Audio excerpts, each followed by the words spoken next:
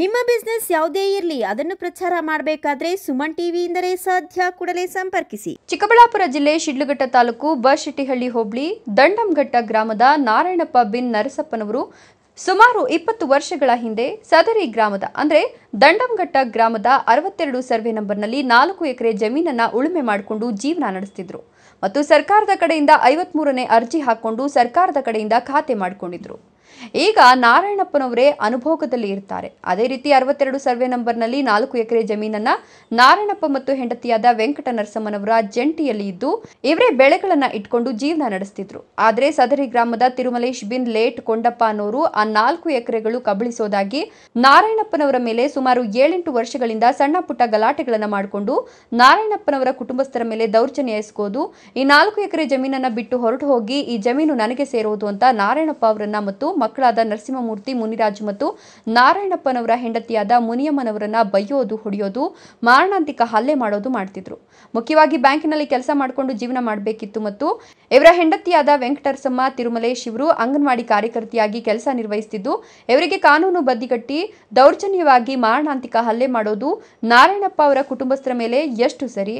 ಇದಲ್ಲದೆ ತಿರುಮಲೇಶ್ ಮತ್ತು ಅವರ ಸ್ನೇಹಿತರಾದ ರಾಮಪ್ಪ ಭೂಪತಿ ಬಿನ್, ರಾಮಪ್ಪ ಸೀಪತಿ ಬಿನ್, ರಾಮಪ್ಪ ಮೂರ್ತಿ ಬಿನ್, ಶ್ರೀರಾಮಪ್ಪ ನವೀನ್ ಬಿನ್, ಶ್ರೀರಾಮಪ್ಪ ಮತ್ತು ಬಹುಮುಖ್ಯವಾಗಿ ತಿರುಮಲೇಶ್ ತಮ್ಮನಾದ ಚಂದ್ರಶೇಖರ್ ಕೊಂಡಪ್ಪ ನಡೆಯಬೇಕಾದ್ರೆ ದಿನೇ ದಿನೇ ಅವಾಚ್ಯ ಶಬ್ದಗಳನ್ನ ಬೈಯೋದು, ಇದೆಲ್ಲದಕ್ಕೂ ತಿರುಮಲೇಶನೇ ಕಾರಣವಾಗಿರ್ತಾನೆ. ಗಲಾಟೆಗಳು ನಡೆದ ಸಂದರ್ಭದಲ್ಲಿ ನಾರಾಯಣಪ್ಪ ಮತ್ತು ನರಸಿಂಹಮೂರ್ತಿಯವರು ದಿಬ್ಬೂರಹಳ್ಳಿ ಠಾಣೆಗೆ ಹೋಗಿ ದೂರನ್ನ ನೀಡಿದರೆ ಆ ದೂರನ್ನ ತಿರುಮಲೇಶ್ ಅವರು ಅದಲು ಬದಲು ಮಾಡಿ ಕೇಸು ದಾಖಲಿಸದೆ ವಾಪಸ್ ನಮ್ಮ ಮೇಲೆ ಕೇಸು ಹಾಕಿಸ್ತಿದ್ದಾರೆ.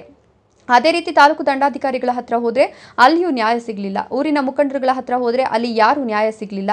1 ವರ್ಷದ ಹಿಂದೆ ಈಗಿರುವ ದಿಬ್ಬೂರಹಳ್ಳಿಯ ಆರಕ್ಷಕ ಉಪನಿರೀಕ್ಷಕರು ನಾವು ಕೊಟ್ಟಿರುವ ಕಂಪ್ಲೇಂಟ್ ಅನ್ನ ನೋಡಿ ಸ್ಥಳಕ್ಕೆ ಬಂದು ಸ್ಥಳ ಪರಿಶೀಲನೆ ಮಾಡಿ ಬುದ್ಧಿವಾದ ಹೇಳಿ ಮತ್ತೊಮ್ಮೆ ಇವರ ಮೇಲೆ ಜಗಳ ಮಾಡಬಾರದು ಅಂತ ತಿಳುವಳಿಕೆ ಕೊಟ್ಟು ಕಳಿಸಿದ್ರು. ಸುಮಾರು ಅಂದ್ರೆ ಈಗ 7-8 ವರ್ಷದಿಂದ ಗಲಾಟೆಗಳಾಗ್ತಾ ಇದೆ. ತಿರುಮಲೇಶ್ ಅವರು ಬರ್ತಾ ಇದ್ದಾರೆ, ಗಲಾಟೆಗಳು ಮಾಡ್ತಾ ಇದ್ರು. ಅವರೊಬ್ಬರೇ ಬಂದು ಗಲಾಟೆಗಳು ಮಾಡ್ತಾ ಇದ್ರ, ಇಲ್ಲ ಅವರು ಬೇರೆ ಯಾರಾದ್ರೂ ಹಿಂಬಾಲಿಕರು ಬಂದು ಗಲಾಟೆ ಮಾಡ್ತಾ ಇದ್ರ? ಇಲ್ಲ ಸರ್, ಇಲ್ಲ ಸರ್. ಅವ್ರು ತಿರುಮಲೇಶ್ ಅವನು ಎಲ್ಲರನ್ನು ಶ್ರೀನಿವಾಸದಲ್ಲಿ ಇದಾರೆ. ಅವರು ಅವನ್ ಕರೆಸ್ತಾನೆ. ಇಲ್ಲಿ ನಮ್ಮೂರಲ್ಲಿ ನರಸಿಂಹಮೂರ್ತಿ ಅಂತ, ಅಲ್ಲಿ ಶ್ರೀನಿವಾಸ ರಾಮಪ್ಪ, ಭೂಪತಿ, ಶ್ರೀಪತಿ, ಮೂರ್ತಿ ಇವರೆಲ್ಲರೂ ಒಗ್ಗಟ್ಟ ಅವ್ರ ಫ್ಯಾಮಿಲಿ ಎಲ್ಲ, ಅವರೆಲ್ಲ 4 ಜನನು ಫ್ಯಾಮಿಲಿ ಆಗ್ಬಿಟ್ಟು ನಮ್ಮ ಮೇಲೆ ಎಲ್ಲರನ್ನು ಇಲ್ಲಿ ಕರ್ಸ್ಕೊಂಡೋದು, ಇಲ್ಲೆಲ್ಲ ಬರೋದು. ನಾವು ಏನು ಉಳಿವೆ ಮಾಡ್ತಾ ಇದ್ರೆ ನಮ್ ಟ್ಯಾಕ್ಟರ್ ಬಂದ್ರೆ ಗಲಾಟೆ ಮಾಡೋದು, ನಮ್ಮ ಮೇಲೆ ದೌರ್ಜನ್ಯ ಮಾಡೋದು. ಇಲ್ಲ ಅಂದ್ರೆ ನಾವೆಲ್ಲ ಕಲ್ಸ್ಕೊಟ್ಟು ಹೋಗಿದ್ರೆ ನಮ್ಮ ಮನೆಯಲ್ಲಿ ಹೆಂಗಸರು ಅವ್ರಿದ್ರೆ ಅವ್ರದ್ದೆಲ್ಲ ಒದ್ದು ಬಿಡೋದು. ಹಿಂಗೆಲ್ಲ ಕೆಲಸಗಳು ಮಾಡ್ತಾ ಇದ್ದಾರೆ ಸರ್. ಒಂದು 2-3 ಸಾವಿರ ಹಾಸ್ಪಿಟಲ್ಗೆ ಹೋಗ್ಬಿಟ್ಟು ಇವ್ನಿಗೆಲ್ಲ ಗಾಯ ಹಾಕಿದ್ದೆ ಸರ್. ಇವ್ನಿಗೆಲ್ಲ ಗಾಯ ಹಾಕಿದ್ರು ನಾನು ಒಂದು ಲಕ್ಷದ ತನಕ ಖರ್ಚು ಮಾಡ್ಕೊಂಡು ಇವ್ನ ಉಳ್ಸ್ಕೊಂಡು ಬಂದಿದ್ದೀನಿ. ಅವ್ರನಿಂದ ಇಷ್ಟೆಲ್ಲ ನಾವು ಮಾಡ್ತಾ ಇದ್ದಾರೆ. ಇದೆಲ್ಲ ಮಾಡಕ್ ಕಾರಣ ತಿರುಮಲೇಶ್ ಅನ್ನೊಬ್ರು, ಅವರು ಹೆಂಡತಿ ಅವರೆಲ್ಲ ಮಾಡ್ಕೊಂಡು ಇಲ್ಲೇ ಇರ್ತಾರೆ.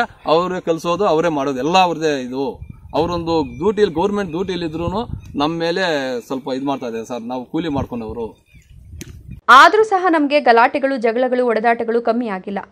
ಯಾರು ಸಹ ನಮಗೆ ಸಹಕಾರ ಕೊಡೋರು ಇಲ್ಲ ಅಂತ ತಿರುಮಲೇಶ್ ಅನ್ನೋರಿಗೆ DSS ಸಂಘದಿಂದ ಬೆಂಬಲ ಇರೋದ್ರಿಂದ ಮತ್ತು ಕೆಲವು ರಾಜಕಾರಣಿಗಳ ಒಡನಾಟ ಇಟ್ಕೊಂಡಿರೋದ್ರಿಂದ ಅವರ ಮಾತು ನಡೀತದೆ. ನಮ್ಮ ಮಾತು ಆವೇದನೆಯನ್ನ ಯಾರು ಆಲಿಸೋದಿಲ್ಲ ಅಂತ ಈ ಸಮಯದಲ್ಲಿ ನಮಗೆ ಯಾರು ಸಹಕಾರ ಕೊಡೋದಿಲ್ಲ.